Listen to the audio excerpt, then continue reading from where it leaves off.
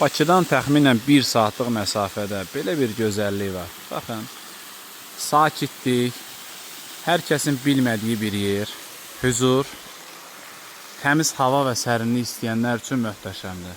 Dağ, qaya filan sevənlər üçün əladır. Çayını, termosunu götürürsən, gəlirsən. İstəyirsən samavar gətir özündən, istəyirsən manqal gətir. Yuxarılarda da yerlər var, yəni belə istirahət yeri filan, çayxana zat belə tipli heç nə yoxdur, ancaq özün üçün.